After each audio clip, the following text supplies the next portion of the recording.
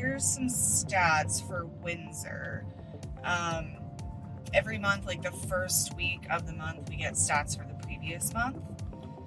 And it gives a snapshot of the market, and it's great to know in hindsight. However, the hard part is hitting a moving target. The target is always moving, right? And that's the difficult part about real estate. We can get all the statistics we want from the previous year and the previous month and the previous week, but literally the market can change on a dime overnight. And we kind of saw that this past year when the interest rates shot up. They were up into the 7s? Yep. And they're down to about 6.25. And I'd say kind of across northern Colorado, we're seeing a real plateau. Some home prices are still going up, but at a very much slower rate compared to, the crazy 2020, 2021 and on into 2022. That wasn't a normal market at all. So you can't really compare anything to that market because that was just a complete one-off. Kind of like comparing to 07, 08, like the huge crash. Like you're not going to compare to those type of markets. But anyways, so, and same with this year. It really hasn't been a normal market this year. What do you think? No, tons of buyers on the fence. There's about 3 to 4 years worth of pent up buyers that haven't jumped, and they're starting to, and seeing the interest rates like as low as they are, which is as low as they've been in years.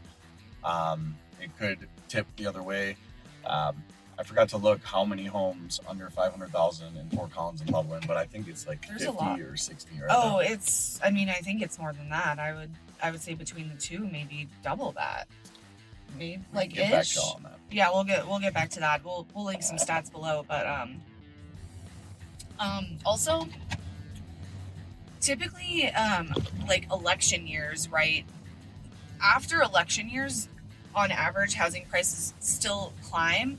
But I do think before, what I haven't been able to find is before the election, the months leading before, I do think it affects the market a lot. And keeps people from buying. A lot of people want to see what happens. It's like, well, this is still going to be Fort Collins. It's still going to be Loveland. And yeah.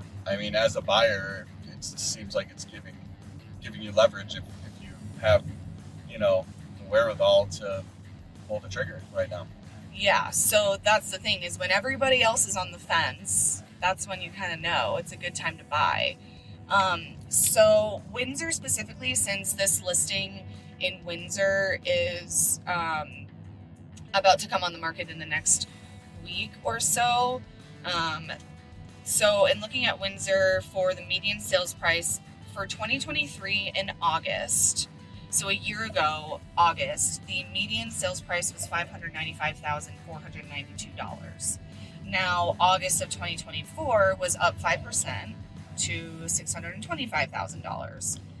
The year to date, so comparing through August 2023, so last year through August 2023 for median price was $572,000. Now this year through year to date, August 2024, the median price went up to $605,000. So that's the median price. The average price is a little different. So the average for Windsor in 2023 August was $663,000. 2024 August was $723,000. The year to date for August 2023 was $646,000. Through year to date through August 2024 was $701,000. So we saw an increase in both median and average sales price. Other towns I saw actually where the median price was down, but the average price was up. And generally that means like those higher homes in the higher price range, are selling. Yeah. So the average is the cost of every single home sold divided by the number of homes sold, which. So if you had a 300,000 and a 700,000, that's going to be skewed. Would be 50 or 500,000. Right? Mm-hmm. Whereas the median is just the exact middle. Like where is that middle range that's happening? Prices, So in Windsor right now, that middle is 600, or in August was $625,000, but the average is higher at $723,000. So the other interesting thing is the inventory of homes for sale. Now, this is a trend we've seen in all cities: Fort Collins, Windsor, Loveland, Wellington, Severance, really anywhere in Colorado and kind of nationwide. But the inventory for homes in August of 2023 was, and this is single family, 157.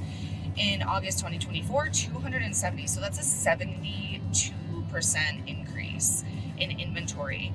And then along with that, the month supply of inventory. So month supply is if no other homes were to come on the market and the number of listings stayed the same that were available on the market, how many months would it take to sell all of that inventory?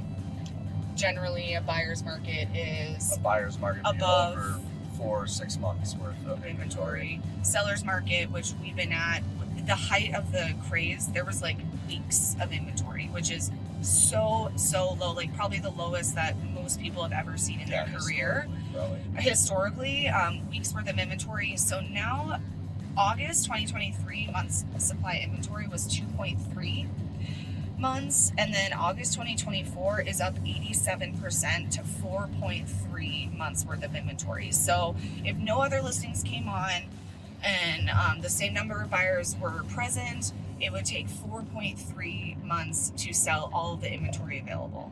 Which is actually more of a balanced market, even though it doesn't feel that way, because it's like, you put it, you've been multiple offers, homes under contract in a weekend. We all experience that. That's not normal. Typically 4 to 6 months worth of inventory is a balanced market. So we're just getting back to that. And so managing expectations for our clients is super, super important. Of course, things happen that we just can't plan. But yeah. Yeah, and homes still sell, and when they're priced correctly, they will sell quickly. So don't think it's impossible to sell a home or you have to give away everything. Buyers are looking for, better condition in homes and things to be right. And, they want to move in and know the home is like, because they're paying a premium, right? So they're paying higher interest rates. So they're not wanting to move into a home and be like, okay, well, it still needs $50,000 worth of work. So sellers, it's really important to get your homes properly prepped for the market. Do those easy little fixes so that when the buyer has an inspection, they don't have as much negotiation power over you. Love to chat with anyone that's, curious in any way on either side. And please reach out. Mm-hmm. Thanks, y'all.